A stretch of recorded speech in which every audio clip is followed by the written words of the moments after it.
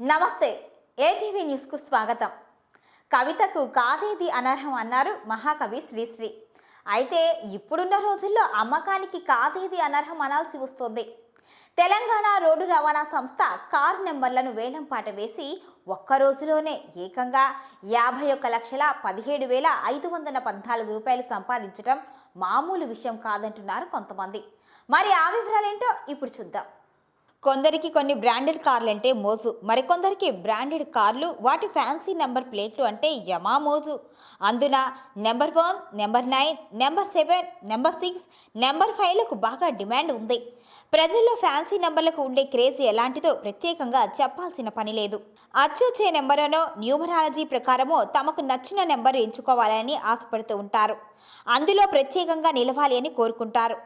ఇందుకోసం ఎంత ఖర్చైనా పర్లేదని భావిస్తూ ఉంటారు.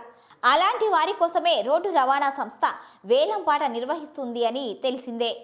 ఇందులో భాగంగానే పలు ఫ్యాన్సీ నెంబర్లను ఎక్కువ మొత్తంలో కొనుగోలు చేస్తూ ఉంటారు కార్ల యజమానులు. తాజాగా జరిగిన వేలంలో అత్యధిక ధరకు ఫ్యాన్సీ నెంబర్లను సొంతం చేసుకున్నారు కొంతమంది.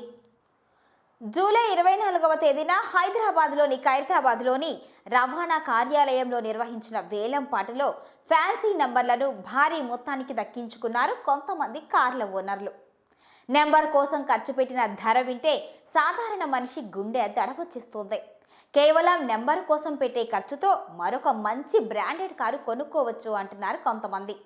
జూలై 24వ తేదీన హైదరాబాద్లోని ఖైరతాబాద్లోని ఆర్టీఓ ఆఫీస్ నిర్వహించిన వేలంపాట ద్వారా ప్రభుత్వానికి ఏకంగా 51,17,514 రూపాయలు సమకూరటం గమనార్హం. దీనిని బట్టే ఫ్యాన్సీ నంబర్లకు ఉన్న క్రేజ్ ఎలాంటిదో అర్థమవుతుంది. ఈ వేలంపాటలో భాగంగా TG09A 9999 నంబర్కు ఏకంగా 19,51,111 రూపాయలకు సొంతం చేసుకున్నారు హానస్ డెవలపర్స్ అనే సంస్థ.